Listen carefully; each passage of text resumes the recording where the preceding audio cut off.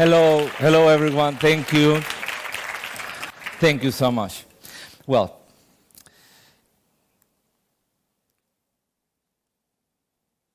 can you see that baby over there? Well, that's me. Yeah, it looks cute, but the truth is that even at that time, you might not realize it, but that baby over there was already living under pressure. My parents, due to blood compatibility issues, had problems to have babies, and after they got married, they had to wait more than 8 years to have me. So, all the love, all the kisses, the support, everything that they could give me, they did.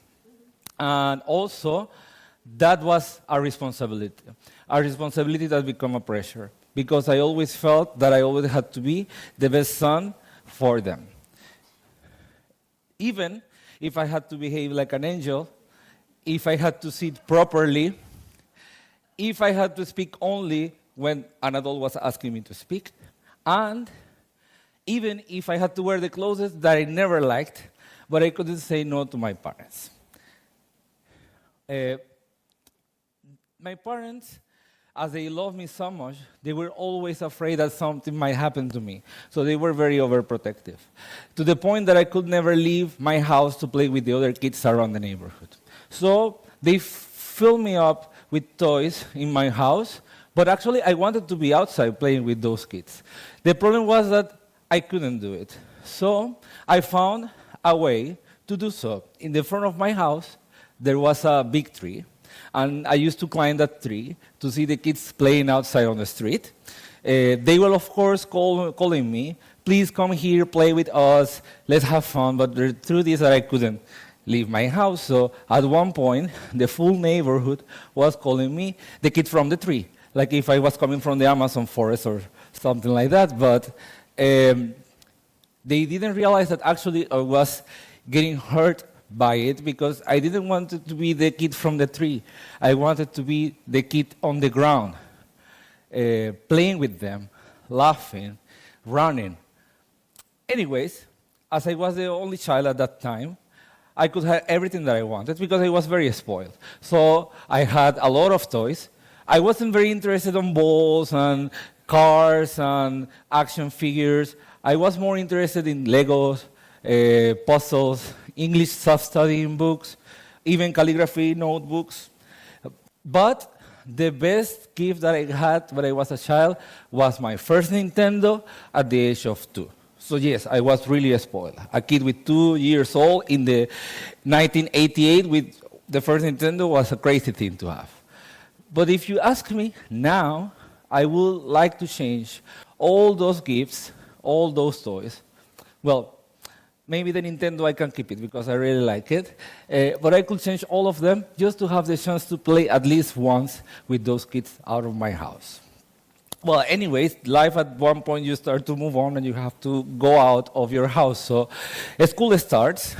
And actually, a new type of pressure came to my life.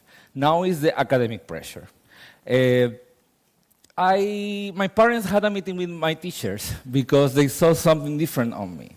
They thought that I was kind of like a special. And after some tests, they figured out that I had a high IQ. And for everyone, this could be like an amazing gift. But for me, it was a really pain process because I was very different to the rest of the kids. My teachers and my parents, they decided to move me up in the school and to skip some grades. And at the end, I finished high school at the age of 15. This is amazing, to be honest, but at the same time, I had a lack in myself, and that was an emotional and social lack. I didn't have the tools to interact with the kids of that age because I was very young. So they started to call me names, to treat me bad, to isolate me. I had to eat in the school alone because they didn't want to sit next to me. But of course, if it was a moment of the exam, everyone wanted to sit next to me to get the answers correct for their exams. But anyways, this brought a new type of pressure to me because I was being bullied by them. I thought that they were just looking at me because of my grades. They were not looking to the real me. And if that was a problem, at that age, I just thought that maybe I could just get rid of those grades. So I started to fail my classes. I started to drop all the grades due to that pressure that I had academically and social-wise in the school. And at one point, my parents sit next to me. They called me to the living room. For the first time in my life, I felt that someone was really listening to what I was going through. They were not coming to me asking me what to do, to tell me advices. They just wanted to know what was going on. So at that point, after they listened carefully to what I was going through, they decided to have meeting with the teachers, with the psychologists of the school, and with the principal. And they took one of the best decisions that affected my life, which was to start from zero and find a new school. A school where I could shine by the skills that I had, by the person that I was, that everyone knew me from who I was and not for the grades that I had, and that I could just refresh my mind and be myself. And that was actually what happened. Of course, the problem of getting out of my house was still on. I still couldn't leave my house after school. So one day I climbed that tree again, and I found a new karate school in the neighborhood. And I told to my parents that I wanted to join. I had been never, until that point, interested in sports. Never. But I just wanted to have an escape from my house, to feel free. So I told to my parents this, and they went to this school, and they talked with the instructors, everything.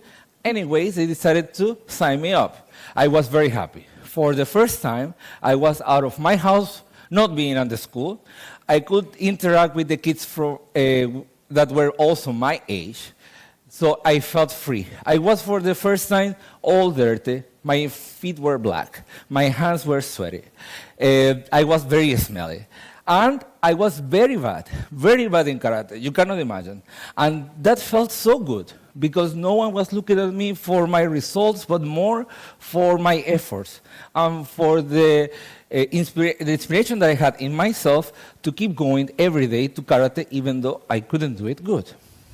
At one point, this kind of behavior brought some, let's say, benefits. And I managed to get, in my first competition, 2 gold medals. And after that, the instructors saw potential in me. And they tried to push me harder and harder. And a new kind of pressure came to my life. Now, it was an structured, physical, and relentless pressure. Anyways, at one point, at the age of 17, I managed to make it to the national team. Everyone was very proud. I was very happy for it. But as I am short, as you can see, I also had to keep a weight according to my height. So I had to keep that weight on point every time that I was going to a competition. This kind of pressure made me stop eating little by little, until at one point I was not eating anything at all. That is what we call anorexia.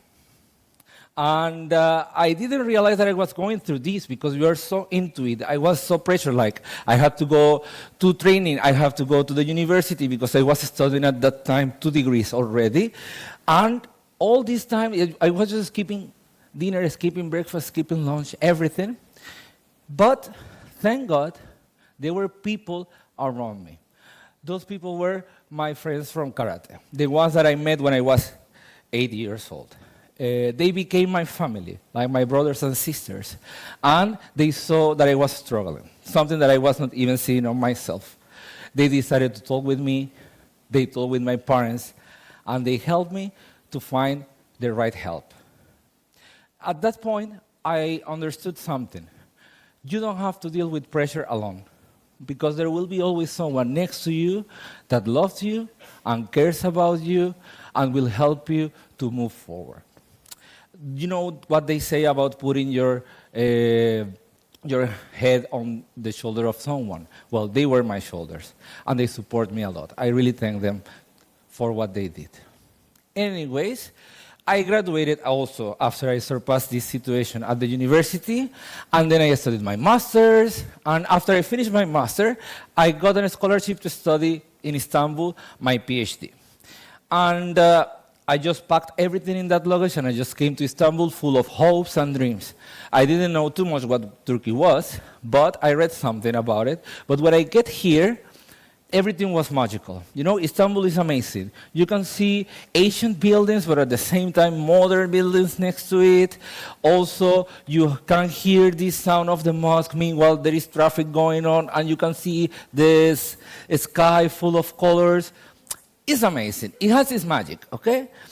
But at one point, that magic just shock on your face when you realize that you are alone, with no friends, no family, no one around you to support you. Also, not understanding what people were talking about around you because you don't understand the language.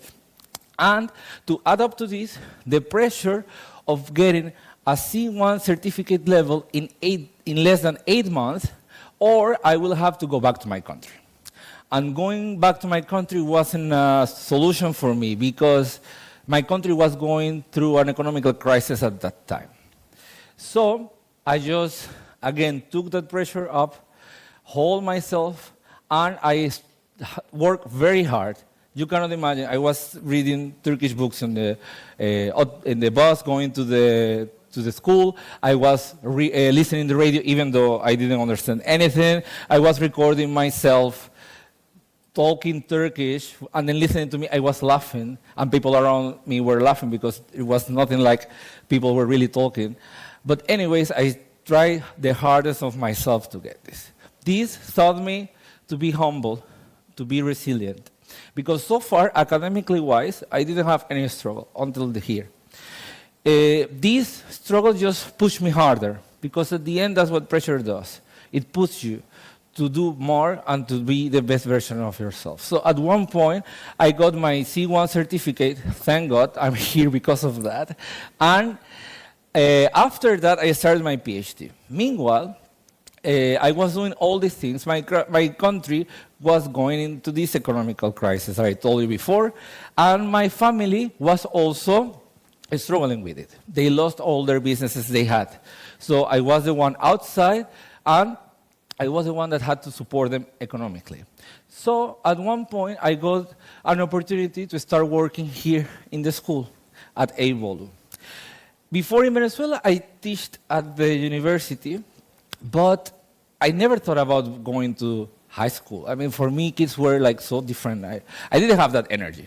So I started, but at the first day that I entered to that class, when I looked to my students' eyes, and I was seeing that they were understanding something that I was explaining, or that they were not understanding anything at all, when I started to learn one by one what they were going through in life, I saw myself in them.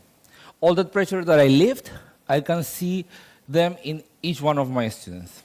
So that became everything a connection. It was a connection for me. And all these experiences that I had in life, they come to a point where I figured out that teaching was my passion. Because from teaching, I cannot only focus on the books and vocabulary and grammar, I can also teach to the students to be the best version of themselves. I could teach them to use this pressure to transform the way that they can see life and move forward and give the best that they can do.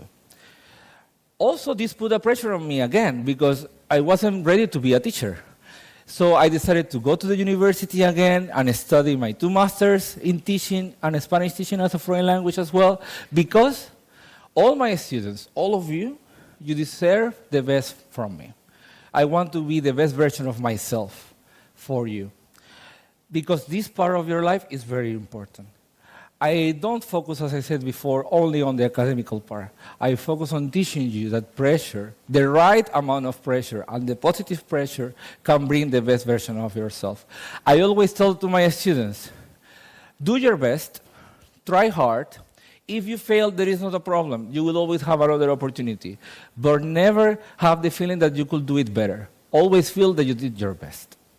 Anyways, to close this talk, I wanted to thank first to all my teachers in my life, my family, my students, my friends, my coworkers, everyone that had been around me, that had been pushing myself to be better. Because at the end, you shouldn't fight against pressure.